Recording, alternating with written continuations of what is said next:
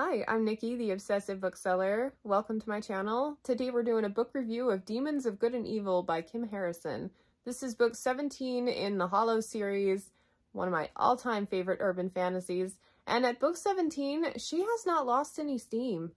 This series is a favorite because of the way it's written. It's a very slow burn, like the plotting and the pacing are more reminiscent of what you'd see in a high fantasy novel, just in an urban fantasy setting.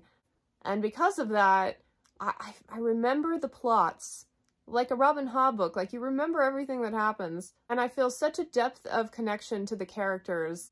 And that slow burn turns into this amazing momentum that kind of careens to some of the best moments I've read ever. This series has some really good payoffs. And I'm hoping with this book, we are working towards yet another one. And honestly, that great momentum was something unparalleled for me in the urban fantasy genre. Maybe until the most recent couple of Dresden books came out. But it's that kind of like epic scale, conflicts coming to a head type of stuff that I love. Definitely my favorite thing about the series are the side characters and the creature creations, that kind of thing. It's so creative, and I especially love the demons. They're enigmatic, self-serving, and delightfully unpredictable, as good demons should be.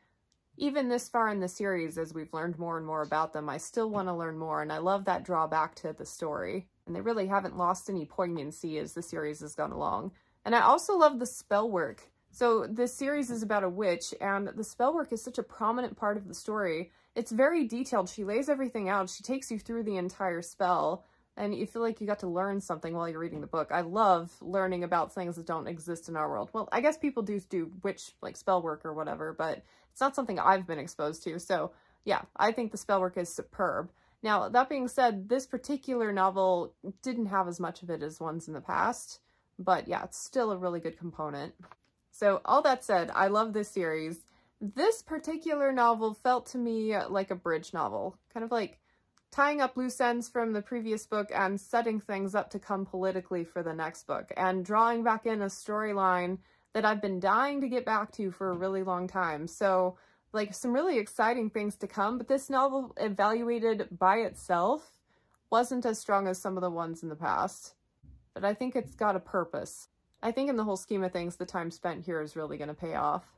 What I'm hoping is that it's the beginning, like the foundation for another one of those careening momentum drives to something awesome, but we'll see. She does have another book in the series called Demon's Bluff that's slated for October 22nd this year. Really excited for that one. Already has a cover. Doesn't have a digital arc yet, but I'm hounding for it. And then on March 5th, she has the start of a new series called 3 Kinds of Lucky, and it's part of the Shadow Age series.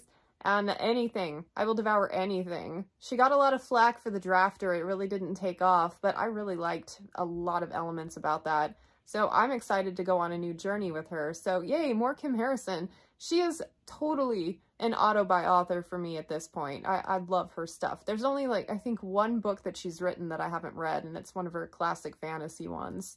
A sequel even. So overall, if you're into character-driven, slow-burning stories that build momentum into something that'll like knock your socks off, this may be a good pick.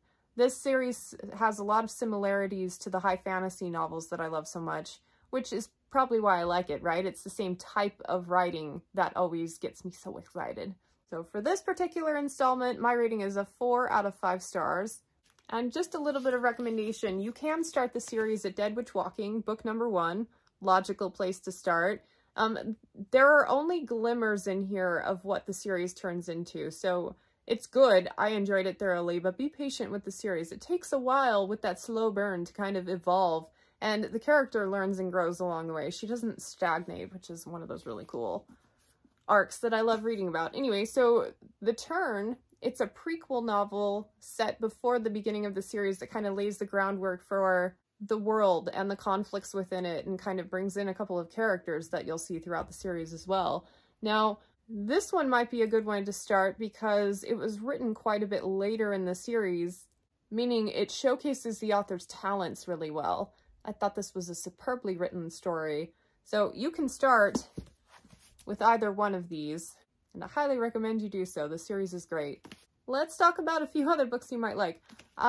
I'm only holding up one because the other ones are paperbacks and they are like way up at the top of my shelves and my ladder is not available. So we're going to start with Dresden Files, Stormfront. Rachel Morgan to me kind of feels like a female version of Harry Dresden. They do have an agency in the book where they solve a lot of local problems and a lot of supernatural beings get involved and yeah, lots of fun stuff.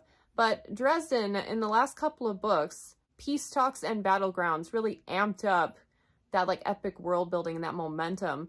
Maybe a little bit too much in Battleground. Like I thought the whole thing was like one note, one big battle, but still really good. So if you liked how that one turned into kind of like an epic fantasy, like big scale scope, then you might love some of the moments in the Kim Harrison series.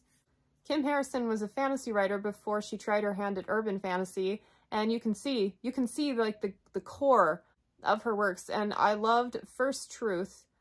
The more modern covers are just atrocious, but I love this book. Honestly, now that the word cozy fantasy is being thrown around, I would consider this series a cozy fantasy. Lots of magic, dragons, kind of an academic setting in a sense because you're learning a lot through the whole thing. I don't know, I just found that one totally delightful. Consider giving that one a try. Incidentally, I tried rereading these with audio. I read the first ones physically and then I tried to do a reread with audio, and I did not like the narrator, Marguerite Gavin, and she narrates the Kim Harrison series. I don't know how she does early on, but I do not like the way she does male voices. But book 17, she's far enough in her career that this is the first book I've ever listened to Kim Harrison with audio, and I didn't mind it. I didn't mind her for these later Hollows books, but I did not like her at all early on with the First Truth. So my recommendation is to read them physically. Stormborn by Rochelle Mead. This author is more known for her Vampire Academy stuff, but she also has a lot of really, really good adult urban fantasy. This particular one is about the Fae and kind of reminded me of the moodiness of the Kim Harrison series, like fantasy elements mixed in with urban fantasy stuff. But then she also has Succubus Blues, which, like, all-time favorite. Love this one so much, so that would be a good pick. Magic Bites by Ilona Andrews. The further along they've gotten in the series, the more expansive their world building. So if you like the way that that one kind of grew and blossomed and added in more mythological fantasy elements, probably would like the Hollows. Oh, and I did have another one handy. Last but not least, Moon Called by Patricia Briggs. From a character appeal standpoint, the characters in this series are so much fun. And this is another author who I feel has not lost her touch, even though she's on the umpteenth book now. So this one, highly recommend. In fact, if you like Kim Harrison, but you want something a little more quickly paced, this one kind of shows some really good elements right out of the gate, is strong from the start, and they're more of a snack, if you will. So that's the review. I want to take a minute to thank my patrons. Thank you so much for everything you do to support my channel and my hobbies and like making everything so much more fun. I really appreciate y'all. Thanks for watching. Subscribe if you haven't already, and I will catch you on the next one. Bye.